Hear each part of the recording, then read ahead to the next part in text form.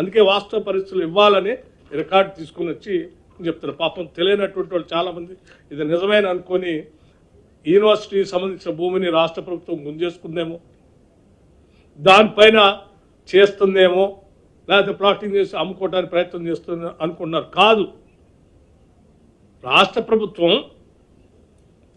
ఆనాటి ప్రభుత్వం సరే ఎక్స్చేంజ్లో ఆ ల్యాండ్ యూనివర్సిటీకి వస్తే యూనివర్సిటీ వాళ్ళు బాగానే ఉన్నారు, వాళ్ళ ల్యాండ్ వాళ్ళకి వచ్చింది.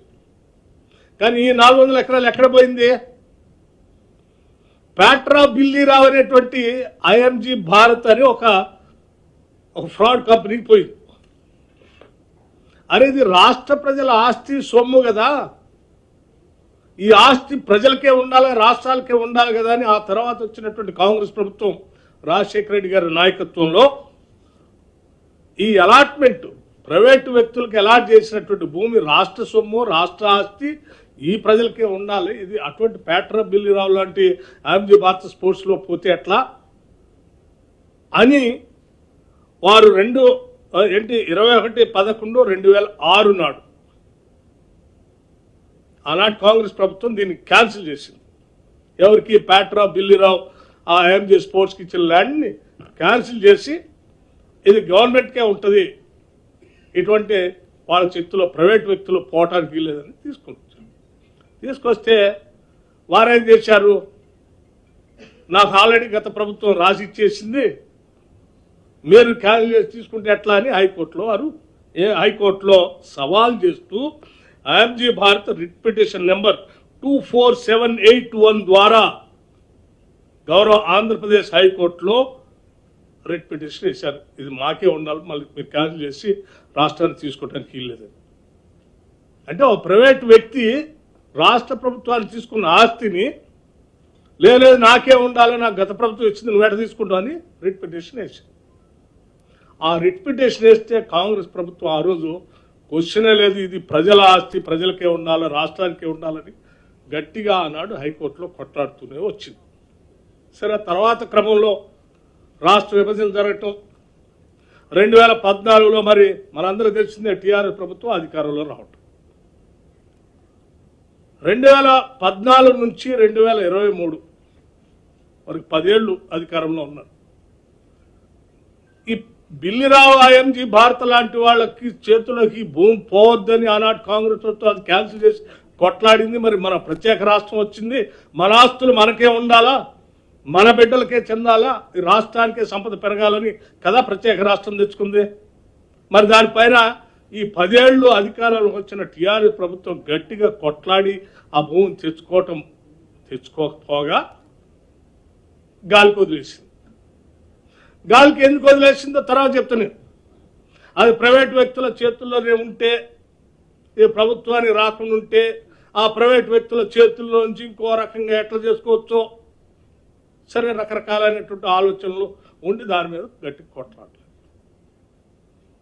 మేము మళ్ళీ ఆ 2023లో జరిగిన ఎన్నికల్లో గట్టిగా కొట్లాడి ప్రజల ఆస్తులు ప్రజలకే ఉండాలా అని చెప్పి ప్రజలకు ఇచ్చి వాగ్దానాలు ఇచ్చి మేము అధికారంలోకి వచ్చిన మరుక్షణమే ఇది ఆనాటి నుంచి ఇది ప్రజల ఆస్తి, ఇది ఏదో బిల్లీరావు ప్యాట్రావు చేతుల్లో పోతే ఇది చాలా వేల కోట్ల రూపాయలు విలువైనటువంటి భూమి, ఇది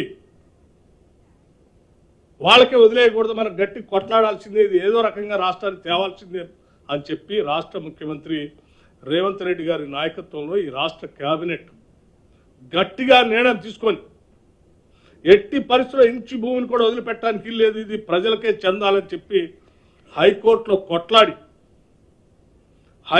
కొట్లాడి దీనిపైన కేసు గెలిచి ఆ భూమిని అంతా రాష్ట్రానికి తీసుకొచ్చారు.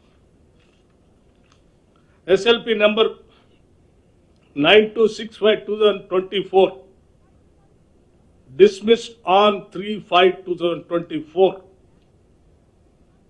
అంటే ఆ ప్యాట్రా బిల్లీరావు ఇచ్చిన దానిపైన గట్టి కొట్లాడి మంచి అడ్వకేట్ను పెట్టి ఎట్టి పరిస్థితుల్లో దీన్ని రావాలని చెప్పి పోరాటం చేసి తీసుకొచ్చి వేల కోట్ల విలువైన భూమిని రాష్ట్ర ప్రభుత్వాన్ని తీసుకొచ్చి ఒక సక్సెస్ ఈ ప్రజలకు అందించడం కోసం వేల కోట్ల విలువైన భూమిని రాష్ట్ర ప్రభుత్వం తీసుకొచ్చింది.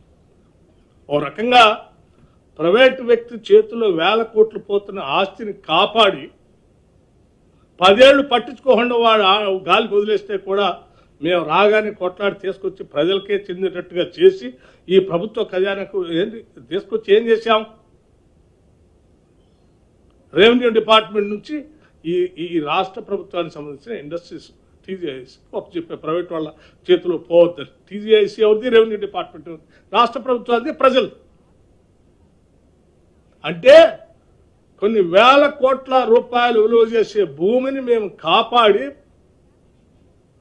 కొద్దిమంది కుట్రపూరితమైనటువంటి వ్యక్తుల చేతుల్లో పోకుండా రాష్ట్ర ప్రజలకి ప్రభుత్వానికి చెందేటట్టుగా చేసి దీన్ని ఈరోజు కాపాడితే అసలు నిజంగా ఎవరైనా అభినందిస్తారు దీన్ని.